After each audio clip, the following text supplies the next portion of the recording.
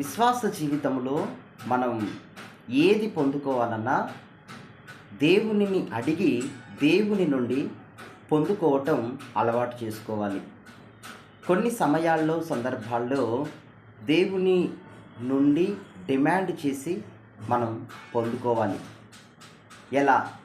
పిల్లల శైలిని మనం గమనిస్తే వారంటారు కొన్నిసార్లు ఏదైనా అడిగినప్పుడు, వారు ఏదైనా కోరినప్పుడు మనం అది ఇవ్వకపోతే వారంటారు, నేను మీకు పుట్టలేదా, ఎందుకని ఇవ్వరు అనే రైట్ని, వారి జన్మ హక్కును ఉపయోగించుకొని వారు అడుగుతూ ఉంటారు.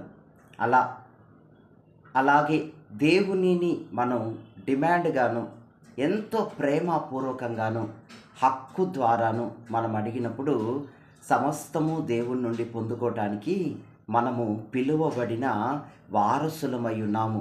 అబ్రహాము ఆశీర్వాదాలన్నిటికీ కూడా మనము కర్తలముగా దేవుడు పిలిచి ఉన్నాడు మనల్ని. దేవునికి స్తోత్రం కలుగునుగాక. ఆమేన్. దేవుని సన్నిధిలో ప్రతిదీ మనం అడిగి పొందుకోవాలి. మత్తయి సువార్త 7వ అధ్యాయం 7వ వచనంలో మీరు గమనించగలిగితే, అడుగుడి మీకు ఇవ్వబడును, తట్టుడి మీకు తెరవబడును, వెదకుడి మీకు దొరుకును. అవును, ఈరోజు ఈ వాగ్దానము మన జీవితాలను వెలిగించి దేవుని యొక్క సరళమైన మార్గములో మనం గొప్ప విశ్వాసముతో ఉన్నతమైన దేవుని చిత్తాన్ని నెరవేర్చడానికి పరుగులెత్తేదముగాక. ఎందుకంటే చాలామంది మాకు దేవుడు అది ఇవ్వలేదు, ఇది ఇవ్వలేదని వారి యొక్క పరుగు పందెంలో ఆగిపోతున్నారు. సాగిపోవాల్సినటువంటి వారు ఎక్కడో చిన్న చిన్న వాటికి ఎక్కడో కొంచెం డిస్టర్బ్ అయిపోయి ఉండిపోతూ ఉన్నారు. కానీ అలా కాదు. మనం డిమాండ్ దేవుని సన్నిధిలో జన్మ హక్కు, దేవా నీవే నా తండ్రివని మనం అడిగినప్పుడు తప్పనిసరిగా పరిశుద్ధపరిచి వాటిని మనకు అనుగ్రహిస్తారు, అనుభవింపజేస్తారు. దేవునికి స్తోత్రం కలుగునుగాక. సాధారణంగా మనం గమనిస్తే మన తల్లులైనటువంటి వారు కూడా అడగకపోతే అమ్మైనా అన్నం పెట్టదు అంటారు కదా. అలాగనమాట. మనం దేవుని సన్నిధిలో అడిగే అనుభవంలో ఉండాలి. అడగకపోతే అమ్మైనా అన్నం పెట్టదు. మీకు తెలుసా, కాకులు ఉంటాయి సాధారణంగా, పక్షులు, పావురం పిల్లలు కానీ, లేకపోతే పక్షులు కానీ, కాకులు కానీ, వాటి విధానాలను మనం గమనించగలిగితే అవి ఊరంతా తిరిగి తమ పిల్లల కొరకు ఆహారాన్ని నోటితో కరుచుకొని వచ్చి గూడు చేరుతాయి. గూడు చేరినప్పుడు ఏ పక్షి పిల్లలైతే అక్కడ ఆ గూడులో ఆ పిల్లలు ఏవైతే తెలివిగా, ఏవైతే నోరు తెరచి వెంటనే కాచుకొని నోరు తెరుస్తాయో వాటికి వెంటనే తల్లి కూడా ఆలోచించకుండా ఎంత ఆకలిగా ఉన్నాయో ఏమో, నేను రావటం ఆలస్యమైందేమో అని వాటి నోటిని నింపేస్తాయట. దేవునికి స్తోత్రం కలుగునుగాక. అట్లా మనం తెలివైనటువంటి దేవుని బిడ్డలముగా దేవుని సన్నిధిలో ఉన్న ఆశీర్వాదాలన్నీ అడిగి పొందుకోవటానికి, ఆ ఆశీర్వాదాలన్నీ మనవే గనక దేవుని అనుమతిని, దేవునిని అడిగి విశ్వాసముతో పొందుకోవటానికి మనం త్వరపడాలి. త్వరపడితేనే ఆశీర్వాదాలు. త్వరపడకపోతే కాకి పిల్లలు చూడండి, గూడులోకి వచ్చాక త్వరపడకుండా నా తల్లికి తెలుసు కదా నా ఆకలి అనని మౌనంగా ఉంటే దానికి ఆకలి లేదేమో అనుకొని తల్లి పట్టించుకోలేదు. అప్పుడు అదేం చేస్తుంది? పస్తులు ఉండాల్సి వస్తుంది.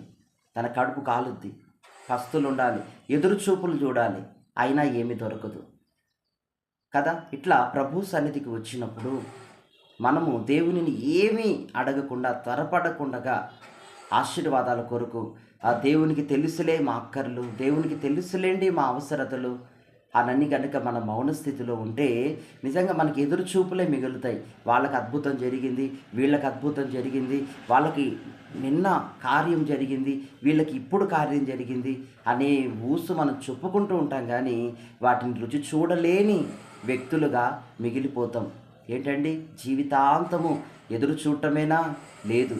ఈరోజు మనం మోకాళ్ళేసి ప్రభు సన్నిధిలో మరుగు చేయక అన్నిటిని ఓపెన్గా అడగాలి. అన్నిటిని అడిగి ఆశీర్వాదాలని పొందుకొని, ఆశీర్వాదాల మీద మనం హక్కుదారులమై, ఆశీర్వాదాల మీద కర్తలమై, ఆస్తికి కర్తలమై, దేవుని దీవెనలకు యోగ్యులమై, పాత్రులమై మనము దేవుణ్ణి సేవించదుముగాక. ఆమేన్. త్వరపడాలి, కొందరు త్వరపడరు. వారికి చివరికి మిగిలేది కేవలం ఎదురుచూపులు మాత్రమే, ఎదురుచూపులు మాత్రమే. అందుకే దేవుని వాక్యాన్ని చాలా స్పష్టంగా ఒక దైవజనుడు నాతో అన్నాడు, తిండికి బండికి ఎప్పుడు కూడా ఫాస్ట్గా ఉండాలంట.